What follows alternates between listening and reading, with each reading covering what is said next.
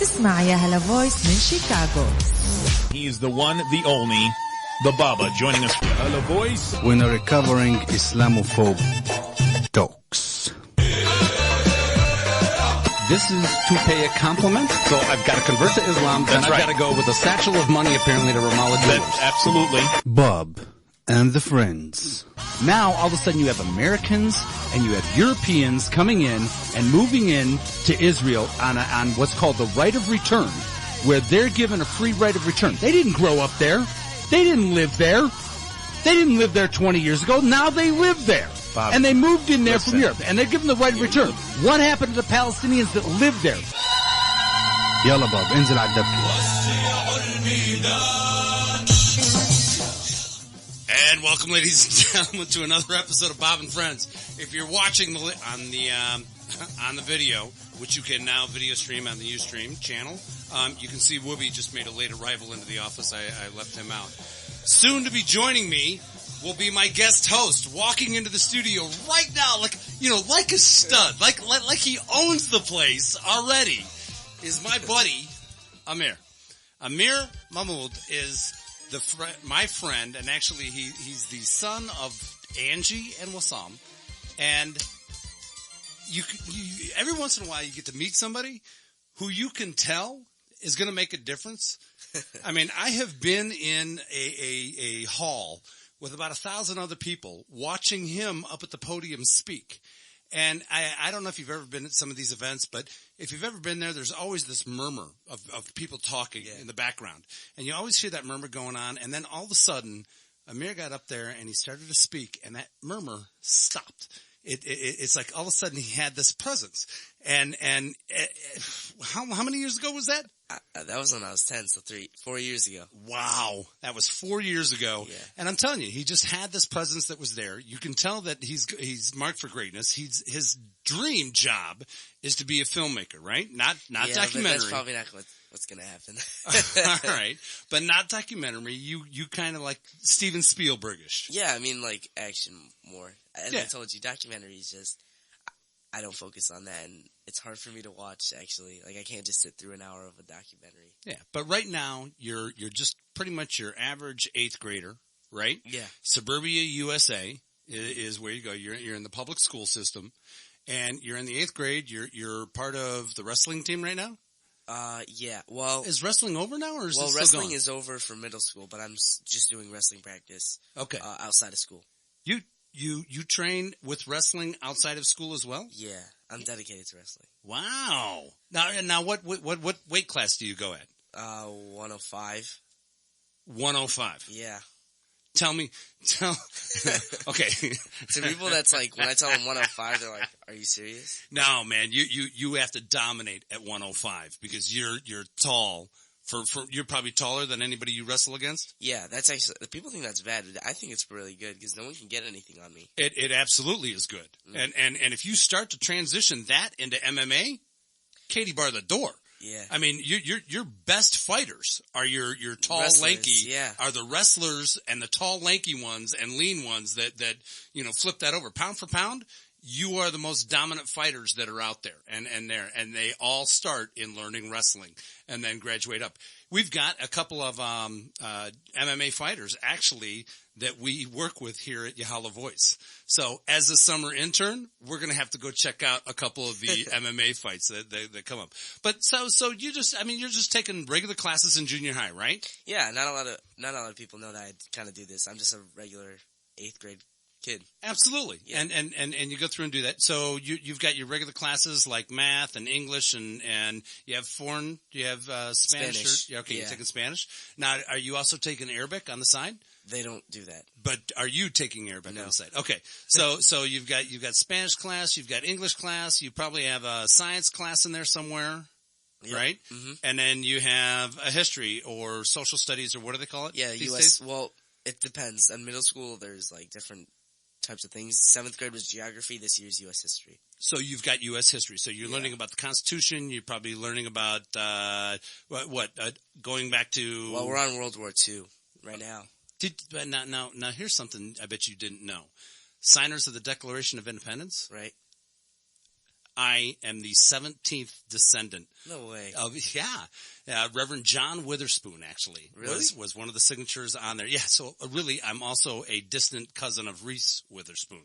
So Wow. but I mean, yeah, whatever. She doesn't. No, that's pretty cool. It is kind of cool, but so that's how long my family's been hanging around here. I mean, we've been here a while.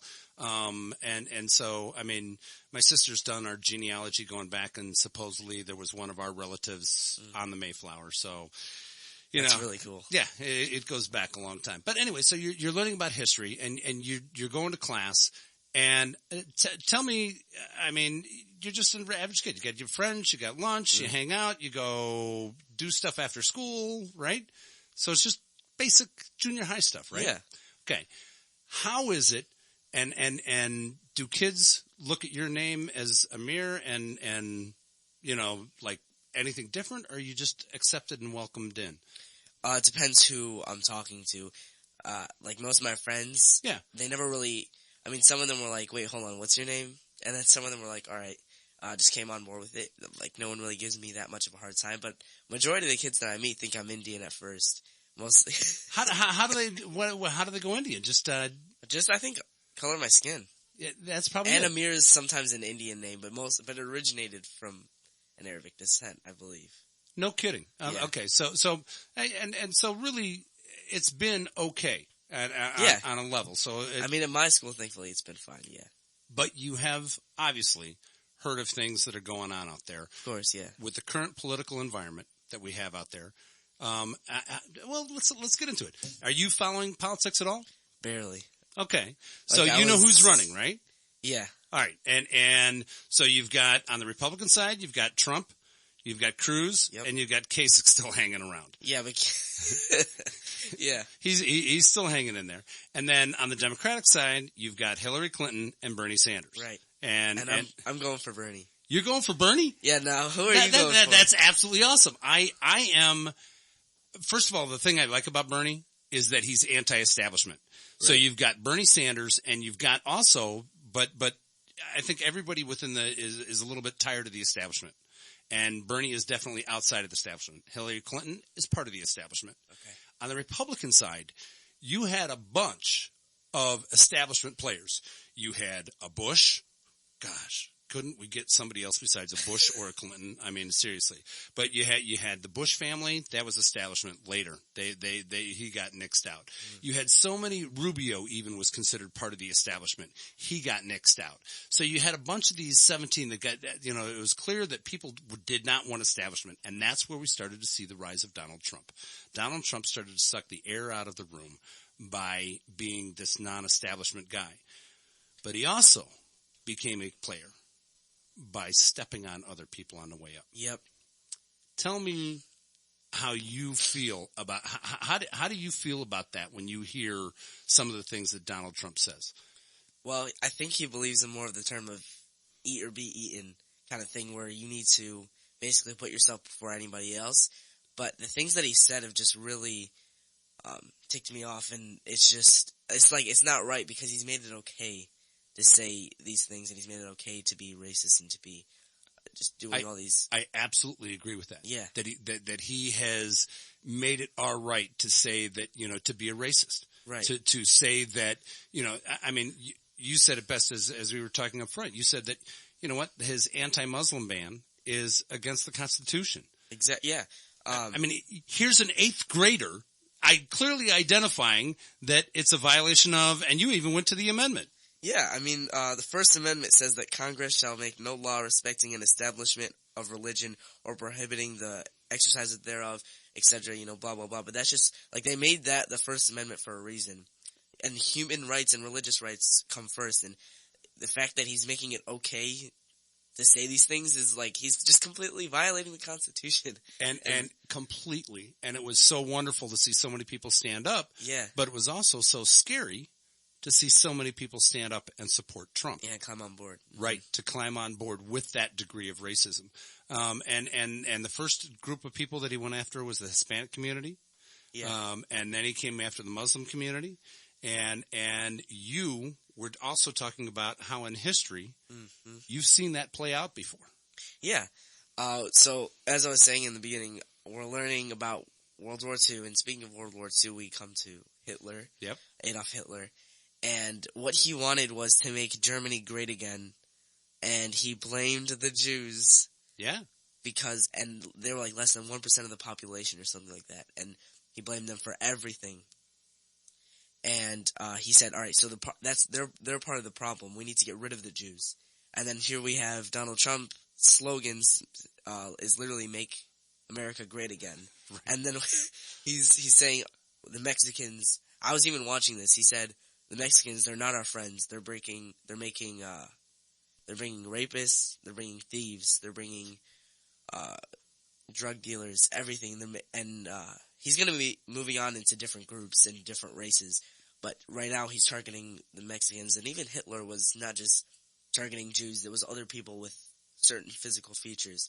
So, I mean, they're very similar, and like the things that they said are very similar, and it's very scary. It really is. I mean, one of the things that I mean, first of all, I'm incredibly impressed with your just general take on that, because you stated it very well.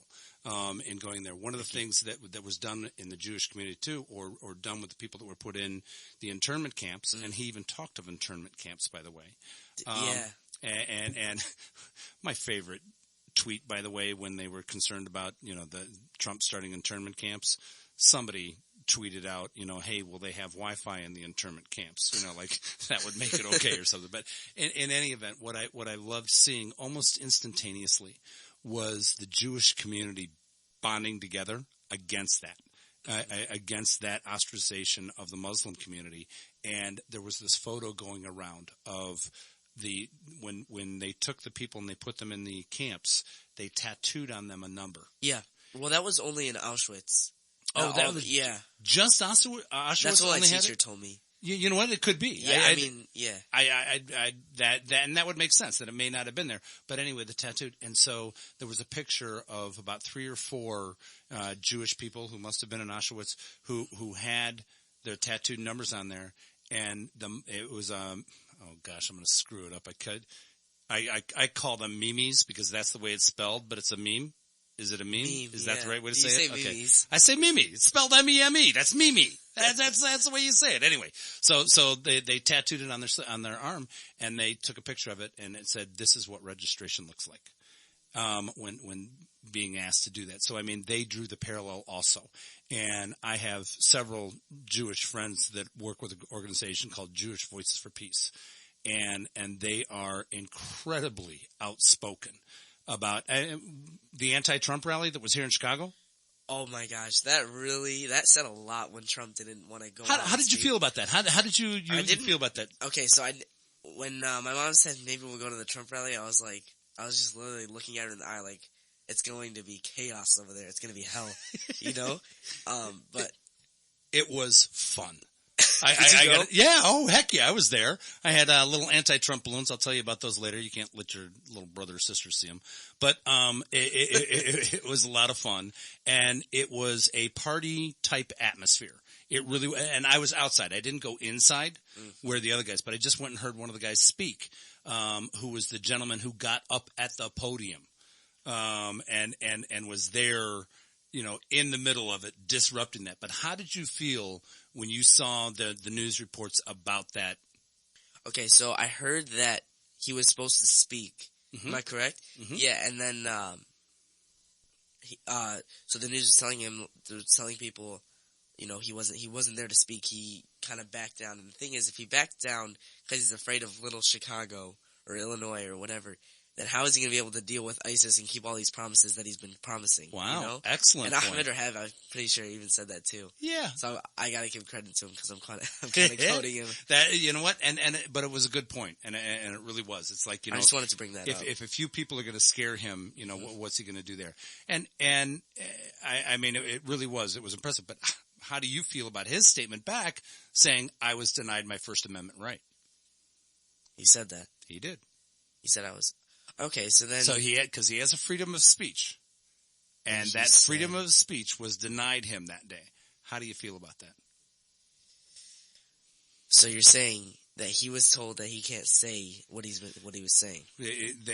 That's what he said. He made it. He turned it into this thing saying that he was denied his First Amendment right by the people, by the protesters in Chicago. That's what he was trying to say. Okay, well, I mean, it's proper to, I mean, we should have denied his First Amendment right. I mean, he can't be saying what he's saying, but although it is, I'm totally on board with you. I mean, he can't. I mean, I'm part of the thousands that were there. Yeah. Yeah. Even though if he's gonna tell people he was denied his First Amendment right, then it's alright for me to go up to every group and every race and just totally make fun of, their background. How about this? How about I was expressing my First Amendment right? I was there as part of the thousands of people that were saying, this is wrong.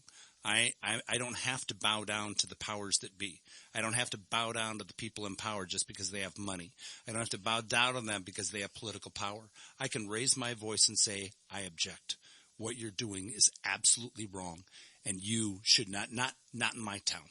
You're not going to come to my town, the city of big shoulders, the city of brotherhood, love.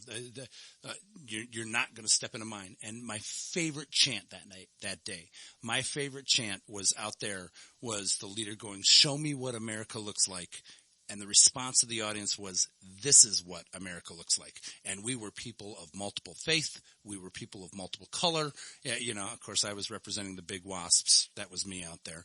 And there were lots of us, and there were lots of people, but it was all genders, all ages, I mean, there were old people, there were young people, and musicians and artists and just scores of students. And quite honestly, Donald Trump was looking for that. Because you don't come and set an agenda and say you're going to get together, A, on a college campus, B, in the city of Chicago, which is a stronghold for Democrats, and think that you're going to be able to walk in there with your message. At the time, he was peaking against women, he was peaking against Black Lives Matter, he was peaking against the Hispanic community, he was speaking against he was completely, speaking out against it. And as you were saying, was validating racism, if you will. Mm-hmm. Because if you look at his supporters, they're pretty much all white folk. Yep. There's not too many people of color involved in the Trump campaign. I mean, how could people of color support what he's saying? I mean, the only people that I've actually heard that have actually supported him were Mexicans that had, how do I say, like they had like the green card and everything, and they were legally allowed to live here. Right. Because a lot of people say, what people say is Mexicans came here illegally and all that. And so people that don't have papers, don't have registration, they are saying, oh yeah, we need to kick them out. But mostly people of color, like Muslims and black people, like they're not gonna say, yeah, he's right. We should kick ourselves out of the country. It's unbelievable what he gets into. Now, speaking of in that, within your classes, I assume you have people of all races, and so I assume you have Hispanic kids in class too? Yeah, of course, yeah. Do you guys talk politics? Do you guys get into it at all? I don't think I feel like the teachers are not allowed to talk about it or something like that. There's a little bit of, they can't say their opinion, can they? Yeah, they want to hold back from it. They want to hold back from projecting now that's in high school. When in college, Katie bar the door. They can say whatever they want. But in high school, what you're trying to do is you're trying to encourage looking at it from different sides.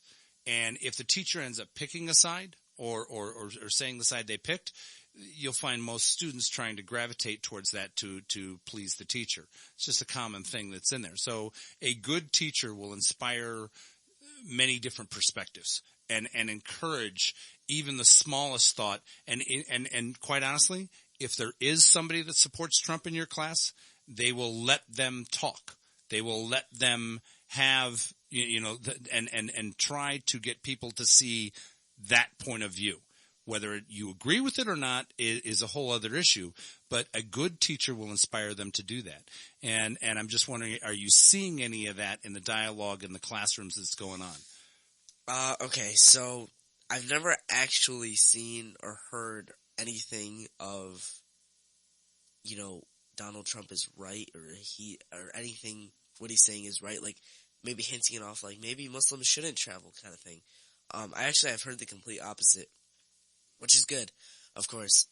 So basically, in social studies, I have a teacher, and he's never actually said Trump is wrong. And as a matter of fact, he's even said, I'm not allowed to say who I want to vote. He's like, I can't tell you who I want to vote for. Okay. But anyways, he was saying like, he was kind of like almost mocking stereotypes and everything, and you can just tell that he doesn't like what Trump is saying. And same with my ELA. You know what ELA is, of course, right? English Language arts. Yeah, okay, there you go. My ELA teacher, she was kind of saying the same thing. And the reason we're teaching... Now, why would ELA get into it? Why would your English language arts teacher get into it at all? Well... I can see the social studies, but where does well, it come ELA up there? were also on World War II. Because ELA... Okay, so basically in ELA, we've had like 4 units, and the unit that we're on right now has to do with civil rights. Okay. And like just rights of a human being and what takes rights away from a human being. And basically, my teacher was kind of talking about that thing. We were talking about the Holocaust. I've gotten most of my information on the Holocaust from my teachers. Awesome. Now, have you guys gone to the Holocaust Museum yet? Yeah, we did. How was that? Tell me about that experience. That was a hard experience. I mean, I actually realized why Hitler was. I don't want to sound like the dummy here, but like. No, you believe me. You're not going to sound like the dummy. I know people in their 50s that you are so far beyond it's not even funny. So basically, speak freely. I think that the reason. So basically, Hitler did want the Jews out, but when he was taking over land, he was attracting. He had to get more. There was more Jews involved, of course, right? And part of that, he had to basically, there was more and more Jews, and he was saying we're going to get rid of the Jews. So that's why he had to put them in the concentration camp. I think that's where he came up with the idea. The infamous Jewish problem. Yeah. Yeah. Now, good news, bad news. Do you know the main book that he wrote? Hitler? Yeah. No. Okay. It was a book called Mein Kampf. You know what Mein Kampf stands for? No. Or the translation of Mein Kampf No. is? It's essentially, and this is where it comes in with the good news, bad news. The translation of Mein Kampf is essentially my struggle. Which, yeah, I see the look. I see the look you're giving me. Yes. Which, in other words, you could, in Arabic, you could also call that my jihad. Right. Is that same one. And I know you've done work with My Jihad. Yeah, and the My Jihad campaign. Now, for folks that don't know, the My Jihad campaign is an educational campaign. It's a 503c organization that was started out. And again, your mom was, I believe, sent out the first tweet with the hashtag My Jihad. If I'm not mistaken, that honor goes to her. But in any event, so she was in part of this. But really what it was, and that's actually where I started I had met your dad before, and I met your mom through My Jihad campaign. Yeah, you met my dad at work or something like that, right? Something like that. Yeah, we'll call it work. It wasn't work. It was anyway. But yeah, I'll tell you off air because I didn't get his permission to say where we met. But anyway, no, but completely fine.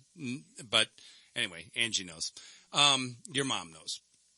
But in any event, so she's telling him now off air, folks. If you want to know, go to Facebook. I'll let you know on Facebook after I get Wassam's permission. But in any event, we met there, and My Jihad was part of a campaign at re-educating people, or essentially reframing the word jihad, because it was being used as a negative way, and Fox was getting all over it. They were loving the fact that they could take this word and make it, negative and make it bad. And really what that Angie and that group of people were trying to do was to reframe My Jihad into what it really is, that it's a true struggle within themselves to be a better person, to do the right thing. When you've got the choice between right and wrong seems so attractive because there's money or because there's whatever going in that direction, and that the struggle to do what is right sometimes is very difficult. And that's what jihad is all about. Yeah. And so how do you like working with that? I haven't really worked with it in a long time. Yeah. As you can, I wasn't even in the last video because I couldn't make it. But I want to congratulate Let's try spending some time in the country, okay, bud? You've been out of the country for the last 3 months, so hey, welcome back. No, No, that was actually a really good video. You saw it, of course, right? I did. That was very, very, very, very good. They did really well with it. Hey, in studio with me is Amir fall all over that. Amir Mahmoud, right? Yeah, sure. Yeah, sure. I want to say Mahmoud, but that's wrong too. Mahmoud. And here in studio with us, we're talking about what it's like to be in essentially junior high, middle school America as a Muslim in a Donald Trump fear-infested world. We're going to be back with them right after these messages.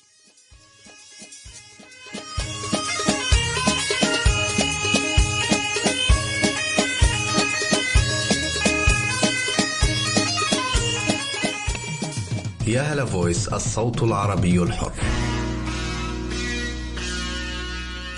Ashiana Banquets, well known for their beautiful rooms, superior service, and great food.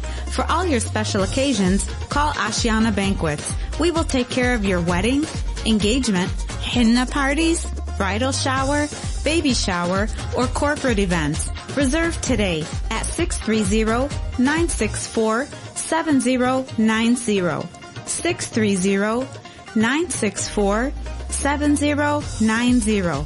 Ashiana Banquets has easy parking and seats up to 900 guests comfortably. اتصل على أشيانا بانكويتس واحجز لجميع مناسباتك. 1620 75th Street in Downers Grove, Illinois. مانكاريز كرايسلر جيب دوج اند رام. أحسن شيء إنه عنده برنامج خاص للعرب والمسلمين بدون فوائد. يعني 0% فوائد. هذا غير إنهم بيحكوا عربي وعندهم جميع أنواع السيارات جديد ومستعمل. مانكاريز في أوكلاند على استعداد إنهم يوفروا لك التقسيط حتى إذا أنت جاي من البلاد جديد ولسه ما عندك كريدت، أو إذا في عندك مشاكل بالكريدت هم بيعملوا كل جهدهم ليحلوها. هذا غير العروض الخاصة لمستمعين يا هلا فويس. إذا حبيت سيارة خدها لفة وجربها وبعطوك $25 كارد حتى لو ما بدك تشتريها. مانكاريز 4630 West 95th Street in Oakland, Illinois. 888-631-9187. الرقم مرة تانية 888-631-9187. Hi, I'm Frank Mancari. I will be at the dealership every day to guarantee you will pay while we pay. And you will drive home today. Man carries the one. Risha Printing is the best spot for all your printing needs. We specialize in graphic design, banners, channel letters, lighted box signs. Everything from business cards and wedding invitations to t-shirts and car wraps can all be found at Risha. We would like to announce our collaboration with Pristine Line Media Productions, who will provide audio and video services for all occasions, such as weddings, special events, and commercials. Visit our showroom in Bridgeview. Call us at 708-233-6688 to place an order or speak with a Pristine Line representative to learn more about our wedding video packages. For more information, visit trishaprinting.com and pristineline.com. I will earn my degree. I will persevere. I will be unstoppable. What will you do? Come to Moraine Valley Community College and we'll help you fill in the blank. Moraine Valley is located in Palos Hills, Illinois. Get hands-on training to prepare for today's hottest jobs or earn the first 2 years of your bachelor's degree. Convenient class times and affordable tuition let you reach your personal and professional goals on your schedule and within your budget. Register now at morainevalley.edu and so you can say, I will achieve my goals. I will achieve my goals. I will achieve my goals. حلويات نابلس، جميع أنواع الحلويات العربية، كنافة، حلاوة جبن، مدلوقة، ليالي لبنان، عش سرايا، حلبة، عوامة، غريبة، هريسة، بقلاوة. حكيت كنافة؟ طبعا كنافة. ومش بس هيك، لا، في حلويات نابلس بنجيب الجبنة النابلسية من البلاد كل 45 يوم، وعجينة الكنافة بنعملها هون، مش بس بنشتريها جاهزة زي المحلات التانية. حلويات نابلس بإدارة أبو رامي والطبخ الشيف السوري محمد زياد على استعداد إنهم يعملوا الكنافة قدامك في بيتك أو في أي مكان بتختاره لمناسباتك السعيدة. حلويات نابلس، هارلم and 83rd في Bridgeview. Order online today at nablissweet.com for second-day delivery. We have sugar-free sweets. حلويات نابلس، تعالوا ذوق طعم البلاد. يا هلا Voice, the Arab voice in America. الشعر وعالكتف محمي سواد عيونك والله ذبحني.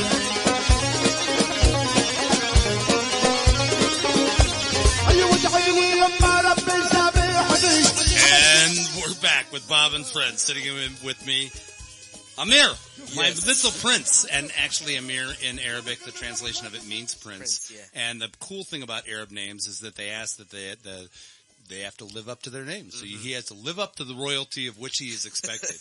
You know, and part of this, the great outreach that I do here, Lee Weissman, a friend who refers to himself, by the way, as the Jihad Jew, which is awesome.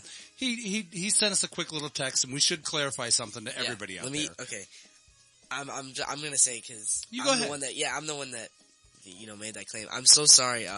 When I said he had to put the Jews in concentration camps or whatever, or death camps, I meant it as if he thought that was his only solution, in that way only. So.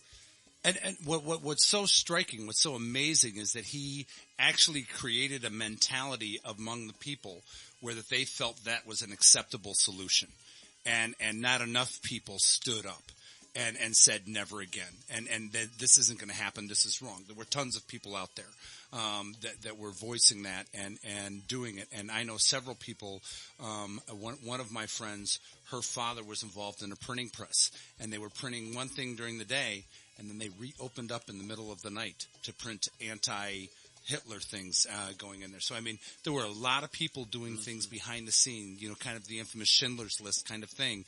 There were a lot of Schindler's, including even people in Iran that were hiding Jewish people and keeping Jewish people from going back in. So, I mean, there were a lot of people that were involved in trying to do this. Not enough good people spoke up. But that's the one thing that has to change here with Donald Trump and the current election cycle. And that's what we're trying to do here, is that we're trying to speak up so that, what's happening to the Muslims in the community, if anything, if you feel uncomfortable in any way, you have to speak up. You have to let people know. And I'm telling you, people will support you in any way we can. I'm glad you brought that up. That's a huge problem with people. They're afraid to stand up. Like, they're afraid to speak their mind. A lot of people are. Yeah, and you've heard of the name Tariq Ramadan? You've heard of that man, right? Yeah. He said something of, we cannot be the victims, we need to stand up.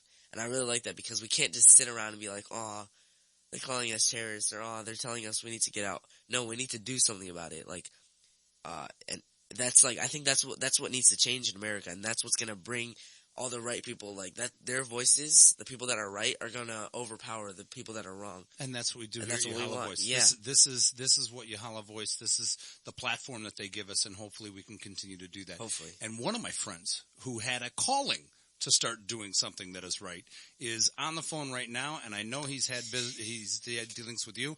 Paul, how are you, buddy? Welcome to the show. Hey, Bentley. Thanks for having me. Hey, Amir. Hi. How are you? I'm good, thanks. I'm feeling a little disconcerted because I'm watching y'all on the Ustream, and it's completely out of sync with the voices. So, is there actually a 7-second delay? That's the Rhonda delay. I don't know. It's 7 or 49 or something. I haven't even figured out if I'm ahead of you or behind you. But That's awesome. That's awesome. Yeah, and please. Tell Angie hi. She was kind of hovering around like the wonderful proud mama earlier, and so that was really wonderful to get to see her too. You know what? The funny thing is that she can't hear you right now. But he's paying you big compliments. Throw the headphones on, Angie. He's paying you big compliments. She absolutely said she's not going to be involved in the program at all today. Little did she know that she was on there and that she could be seen on the video, and so she was saying that. Now she's periscoping. And Amir, good job turning towards the camera. We've been looking at the side of your head this whole time. Yeah, I realized that. No. Is that the camera? No, okay. That's not the one. That's the camera over there. They got more cameras in here than we have in the FBI basement. I'm telling you. You know. So anyway, but no, Amir the kid's like a fish to water with this stuff. I'm telling you. Yeah. No, it's just a pleasure getting to listen to you both and to listen to. Don't worry, I'm not Denny Hasseret. Okay, sorry, bad joke. That was a really bad. Sorry, Khalid just came in and pushed his chair over closer. I don't know if you're watching. It may just be happening on your screen now. And so as he pushed the chair over closer, Amir was regaling about his wrestling efforts, and I just made the twisted joke, and I'll claim this twisted joke, that don't worry, I'm not Denny Hasseret. But anyway, so I know, but I was pretty good and pretty bad at the same time. You know, I mean, it was like one of those. But anyway, all right. So I just saw him roll over, so it's about a 20-second delay. But at least I know what's going on now. Yeah, you get the live update on there. So, Paul, tell me about what your experience with Amir and what you did in an effort to be part of outreach. It was a real blessing. This would have been a little over, I guess it was 2 years ago now, huh? It goes by quick. About a year and a half ago, maybe? Yeah. About a year and a half ago. This was back in Durango, Colorado, and I was pretty heavily involved, still am from afar, with Christ the King Lutheran Church out there. And we were working with our kids getting ready for confirmation, and decided to have a kind of outreach that help these kids learn about Islam and maybe even meet some real live Muslim people. And so Amir and Angie generously agreed to speak with us and our kids via Skype. And it was just wonderful, having these great, kind souls, in our church via this wonderful electronic medium, and Amir just really had a conversation with kids pretty much his age, right? Yeah, I was really nervous before I went on air, before I Skyped you, because I was like, how are they going to react to what I'm saying, kind of thing. They were very, very nice, though. I think they were, and your nervousness did not show. Your passion showed as it always does. First time I got to see and meet Amir was that in Lombard or one of those, or Warrenville? I think Lombard. I think Lombard is where we were out there at that event. Yeah. And he stood up and captivated that little crowd there, didn't he? Yeah, he did. Oh, it was in the church, am I right? Correct. Yeah. Yep, down in the basement there. Yep, and that was part of my jihad, and actually his mom was there speaking, and you know what, again, he just kind of gravitates to it, very natural, very calm, and got up there, spoke eloquently, nothing prepared, and was outstanding. I got to have races with your brother and sister down there. Yeah. Too. They are charges. That was the first time that I actually spoke, though. And, I was begging my mom to speak as well. She wasn't going to let me. She was saying, no, you're not going to speak. And I was like, no, I'm going to speak. Little did we know, a couple of years later, he like I said, he's like a fish to water in here behind the microphone. So it's neat to watch. And you can see that, you know what, this isn't going to be his last time. No chance of it either. Paul, thanks. So go ahead. Bentley knows this, and I'm not sure you do, but I'm currently studying for the ministry in seminary out in California, and and a big part of what we in the Evangelical Lutheran Church in America are about is trying to make some interfaith connections and really trying to heal a lot of the brokenness of this world. So my question to you is, what do you have to say? What can you teach my Christian and Anglo sisters and brothers, and what do they need to hear from you? About Islam. About peace, about love, about Islam, about Amir. Well, about peace, I feel like in order for the whole world, hopefully, to be peaceful, it starts with you, and it depends how you act. And it depends on the habits that you develop through your life. And if you, throughout your whole life, are just peaceful and standing up to acts of injustice, then that's the first step to creating a peaceful community and a peaceful world. Yeah. Standing up to injustice and speaking out, not letting things just pass by and not trying to sweep it under the rug, but actually standing up and saying something. He's looking at the phone board. Paul, thanks so much, man, for calling in. Yeah, and always great hearing from you. And you know what? Thanks so much. I cannot wait to go to your church wherever you get assigned to and hear you preach. That is going to be something special. You are always welcome, brother. Absolutely. All three of you are always welcome. We'll be there. And Amir, thank you so much. I know that it's a lot easier for me to speak up as an old white guy than it is for you, and I have so much admiration and appreciation for the work you do. God bless you. God bless you too. Thanks, Paul. Thank you. You know what? Bye, guys. Bye. Bye. He is, he's somebody special, and he came in, and I was happy to introduce him to your mother, and it really changed so many people's lives just to have that exposure that we didn't have before. That the missing part of ours was that we had no exposure to the Muslim community, and you were that. Hey, I understand you've got a posse like hanging back. Your peeps are hanging in the background here somewhere. No. I just want to say thank you to my friends Oscar, Jovan, and Akbar for listening. Yeah, they're like texting me the whole way through. His phone is blowing up. Mine just is sitting here like a paperweight. It's like constantly going to lighten up, on there. No, yeah. Thank you again, Jovan, Oscar, and Akbar for listening. And you know what? We all need friends, and one of my good friends is on the air right now. This guy who dragged me into this whole event, whole circus, kicking and streaming. Rush, how are you, my friend? Welcome into the studio, and I'd like to introduce you to Amir. If you guys have met before. I've met him. He did the web video. That's right. Yeah. That's right. He was actually interviewing. So, Rush, meet Amir again. Amir, my man, how are you? Good. How are you? Telling you, buddy. Bob has not corrupted you. You have a replacement. Not only that, he has a really nice head of hair, dude. I mean, so you've been replaced. I'm sorry. You're done. Finished. Luckily, I have some napkins next to me to wipe my tears away, Bob. Thanks, buddy. I'm looking forward. Bob, I'm assuming.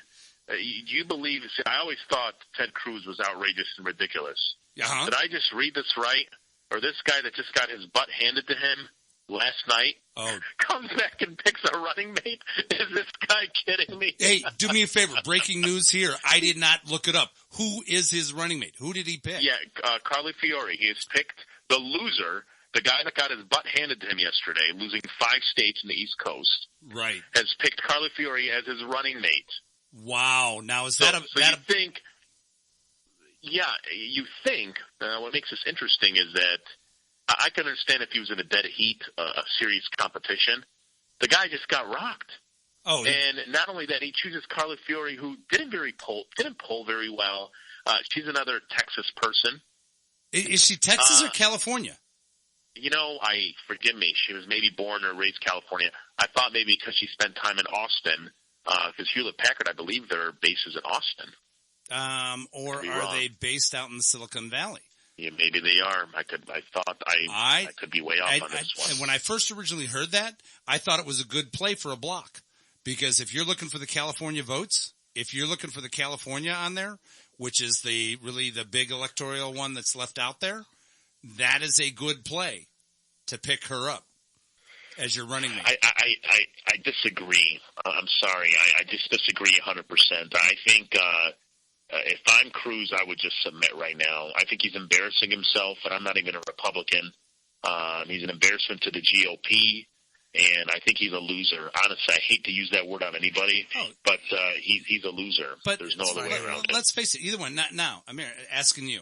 All right, who do you feel that it's going to end up being in the final election in November? Who do you think are going to be the final 2 players? I hate to admit it, but...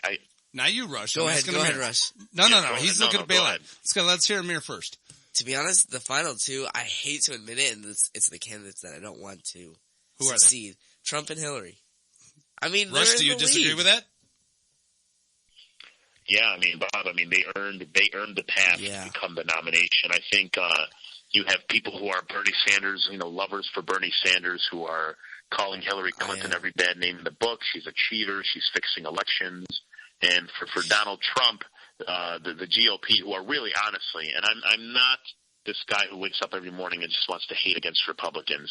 But they are really, really embarrassing, knowing that here you have a candidate that has earned the respect of the voters. The voters have spoken. The people have spoken. Okay, remember, the GOP, the grand old party, they are all about power to the people. And the people have spoken, but yet they're going to have this contested convention where he's just going to be a couple of delegates short. I mean, come on. No. Rush. Okay. With the trouncing last night, he may not be short. He might be a little short because I don't think, unless he wins Indiana. Indiana is a winner take all. You're right. Indiana is the one that will define. He needs to win Indiana, if but he wins Indiana, they have Cruz ahead, or they have Kasich ahead, but Cruz and Kasich are now teaming up against Donald Trump. Kasich has stepped out. Cruz is polling ahead. So Cruz is polling ahead, but I'm telling you what, it's going to be interesting. If Trump wins that, he can win it outright. So it's all coming down to Indiana. Who knew? It's all coming down to Indiana. Wow. The middle of May, Indiana, that's where it's all going to pan out for the GOP. Well, that's what makes this process interesting, is that sometimes a state that does not get recognition, all of a sudden becomes an incredibly important state. And, good for Indiana. The latest polls indicate that this is Cruz's state to lose. Okay. Or to win, I don't know how you want to best word that, and Trump is not going to win. I hope he does win. I don't care if people hate the guy. I know there's a lot of things he says that's really just stupid. Very stupid. At the end of the day, the people have spoken. I don't know what more I can say than that. Last night speaks volumes of what he did. Okay. I'm sorry, man. I know you're saying it. It's just impressive. Okay. You know what the average turnout of all the 5 states was for the GOP? Don't know. Okay, this is one thing that he's been touting all along. Oh, we've got all this great voter turnout. Voter turnout. Last night, yesterday, the total GOP that turned up was under 10% on average, 9.5%. You mean 10% less? No. Under 9% of the GOP showed up to vote in the Republicans. But where did he get all these votes then? Where did he get all these votes from? No, they're the percentage wise he won. But all the rest of the people that were all the rest of the people that were supporting other candidates, so they just didn't turn up, because there was nobody there that interested them. Okay, the guy won, but what that spells for him in November is disaster. Absolute, and you might be right, a landslide disaster. But you can't tell me. But here's the deal: the other guy, named Ted Cruz, is a bigger joke. Oh, absolutely. Yes, at the end of the day, when you look at the field, you have Trump or you have Cruz. Cruz is by far number 2. Kasich is the only guy that stands a chance against any Democratic candidate. Stop. He's getting his butt handed to. We can't even bring Kasich. He can't get out from the GOP, from the diehards that are out there, that are all out there. Diehards, 10% of the people selected? And here's the other side.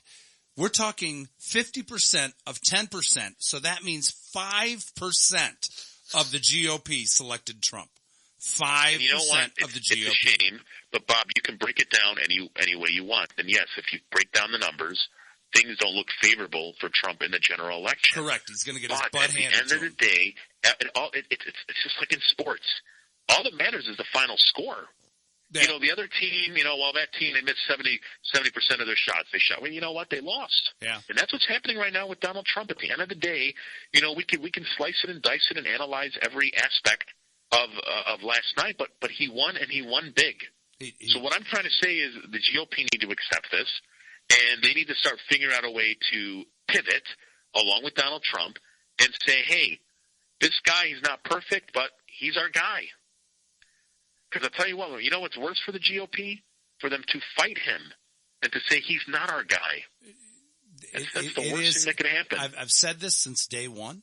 The longer that Donald Trump stays in the race, the worse it is for the GOP. We are going to see the end of the GOP due to Donald Trump. I really you could believe be right. Nobody's arguing that, but the numbers don't lie in terms of his results. You're talking the percentage-wise. You're not talking the overall vote. I'll bet you that. Bob, I agree with you. He's going to get his ass handed to him in November. No matter if it's Bernie or if it's Hillary. I get that. Absolutely. But what I'm trying to say is that the GOP They don't have any other options right now. Cruz is not better than Trump. And I don't need to hear anything about Kasich. Kasich, he's been sucking too. He's not winning either. Yeah. Trump's the only guy that's winning right now, whether we like it or not. And yes, we know in November it's going to hurt the GOP, but what are their options? They have horrible options. That's all I'm saying. And which means that the Dems are going to win. There's no question about it. Yeah, and there's no doubt right now Hillary Clinton, even though she's got a couple of little scandals happening with the emails and maybe Benghazi, but the bottom line is, I mean, the path is all hers. I mean, she is the dominant force right now. And I know, again, Bern lovers don't want to hear that. And I hear other people on social media talking about, the superdelegates and, she cheated. Whatever. She's the one. So I've been saying that all along, Bob. She's the one. If I wanted a president, by the way, that's pro-Palestinian, that cared about human rights and all that, you know who I'd want to have for president? I'd want to have you. Ooh, there's a lot of people I would love to have as president. I'm just saying. There's a lot of people, good people out there that we want as presidents who are really down to earth. Well, actually, you're not, but you know what I mean. All right, hold on a second. I'm going to play the magic wand game with Amir. Amir, this pen is a magic wand. This gives you all the political power in the whole United States. I'm handing this magic wand to you. Okay, what do you do with that magic wand? What if you were to draw up the perfect political scenario or the perfect president? Who would it be? Perfect president. Perfect president. And it doesn't have to be anybody real. Yeah. It can be somebody. Who would it be, and what would they look like? Perfect president. I don't think it really matters what it looks like, but the perfect president would probably be a man who doesn't. Okay. Yeah. In the background, Angie goes, or a woman. So she got that in there. Okay, go ahead. Yeah, or a woman. But I think the perfect president is someone that's going to follow all of the amendments, and then a perfect president is also someone who's actually going to finally lead the country and not focus on different other things. Or, we've got Kim Jong-un. I don't even know if I said his name right. Yeah, you've got Kim Jong-un. Yeah. North Korea. Yeah, and he's just wasting all the money on nuclear explosives and just tons of explosives and missiles instead of feeding his country. So the perfect president would be able to just, if he had all this power, like if he had a lot of power, right. I think the perfect president would follow the First Amendment, because that's an amendment that's been kind of tossed around and toyed with and played with. Not with speech or religion. Which one? There are two very, very important clauses in there, and one is the freedom of speech, and one is the freedom of you to practice your religion.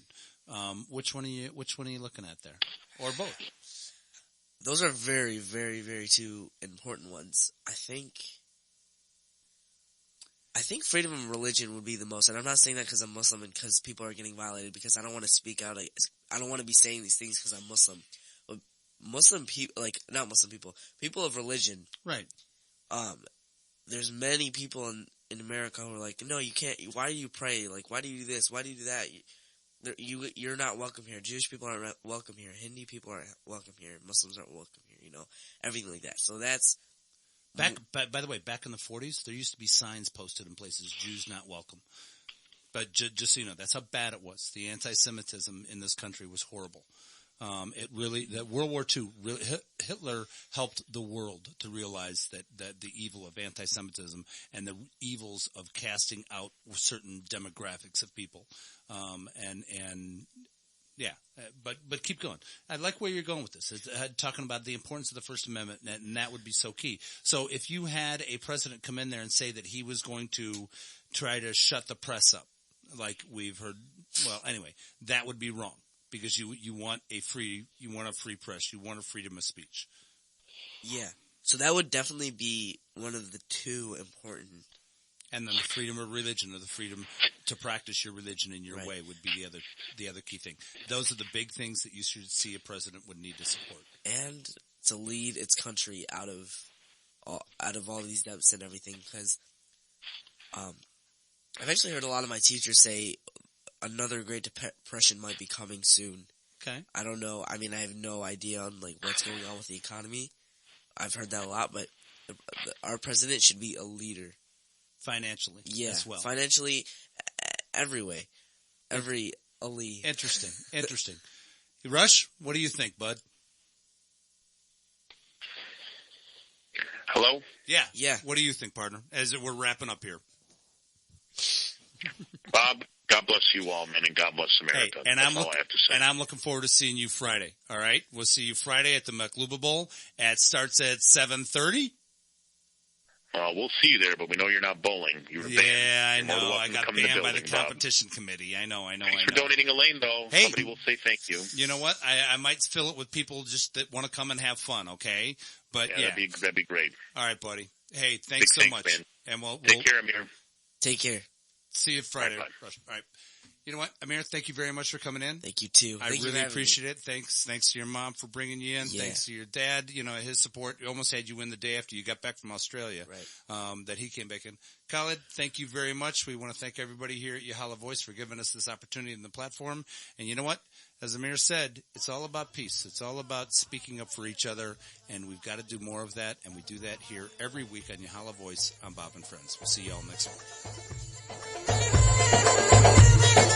درت يا ولدي قلبي ما له غاية يا رب السما يجمعنا ببعضنا الله عاشوا هلا